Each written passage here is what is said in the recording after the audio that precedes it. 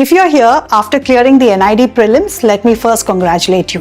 That is no small feat. You are among the 1,600 odd students from among almost 15,000 applicants who have been shortlisted for the second round of NID, which is known as the DAT Mains. Hi, I am Julie James from AFD India, and I am here to guide you through the second phase of the NID exams.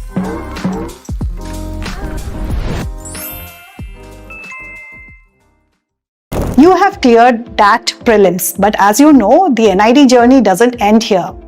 The DAT prelims only contribute 40% to the overall scheme of marks. DAT Mains with 60% weightage holds the key to the final admission. So what exactly is this DAT Mains, which is also sometimes known as the Studio Test? DAT Mains is the second round of tests conducted by NID to see how you ideate, empathize, and solve problems creatively. It's a 3-hour-long test to assess your audiovisual sensitivity, hands-on material manipulation skills, innovation, and creativity.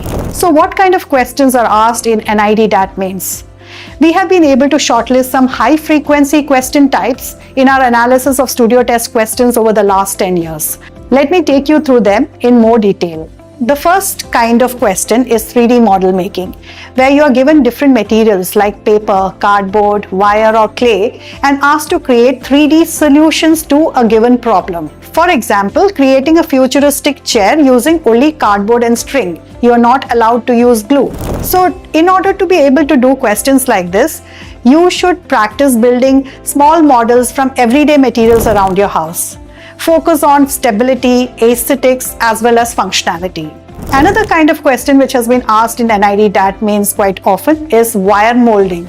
You are given maybe a few meters of wire and asked to do questions such as represent movement using this wire. Now this is an abstract concept and you have to give an abstract representation of the word movement here with wire. So in order to practice, of course, you must get some craft wire from the nearby craft store and practice bending, twisting, and connecting different wire pieces. Experiment with creating abstract as well as realistic forms. Yet another type of high frequency question which is asked in the DAT Mains is doodling. Doodling is a typical test of creativity. It assesses your ability to think visually and come up with innovative ideas. For example, you might be given some incomplete line drawings and asked to complete them and give a caption to what you have visualized in that box. So in order to prepare for doodling activity, you can practice making quick doodles of everyday objects around you on a daily basis.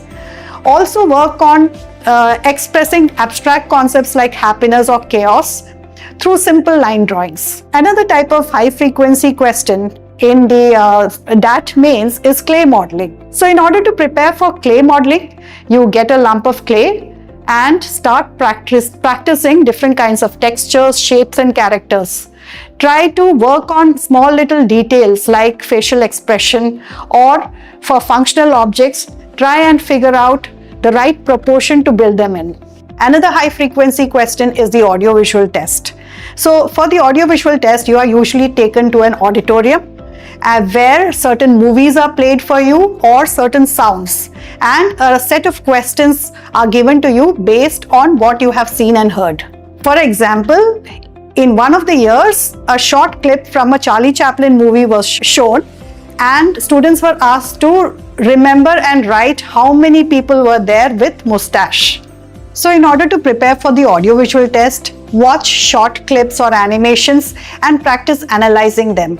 Pay attention to the sounds, colors, emotions, and storytelling techniques which has been used. So you must get started with your preparation for the DAT Mains by getting familiar with different kinds of materials.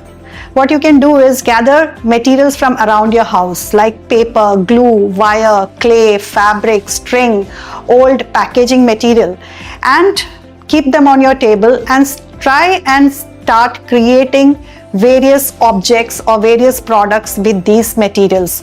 This way you will learn how to handle the different kinds of material, how to join cardboard, what can you do with string, what can you do with a box of matches. So it will open up possibilities to you when you work with actual material. Now, once you have become familiar with handling the material, you can pick a problem, like say for example, space-saving furniture, and design and construct a small prototype of your design. NID evaluators are interested in your design process. So try and explain your thought process in the sheet which is given to you along with your model. Next, you must work on time management. Studio test is of course a time-bound test. So for every activity, you will get anything from between 30 to 60 minutes. So when you are building models, set your timer and work within the time frame. You can also practice theme-based questions, like for example, choose a theme like environment or technology or celebration and create products which are solutions to everyday problems related to these fields. You must focus on storytelling. NID values the thought process as much as the end result. Emphasize empathy. Design solutions that are functional, user-friendly and empathetic to the problem. Share your work with your mentors and peers and get constructive feedback. This helps you to identify areas where you need to improve. This exam, NID DAT Mains, is your gateway to joining one of the most prestigious design institutions in India, where creativity will meet innovation. Unexpected materials or themes during the exam might throw you off, but stay calm and think creatively. Remember, success in NID DAT Mains isn't just about skill. It's about showcasing your unique perspective and pushing your creative boundaries.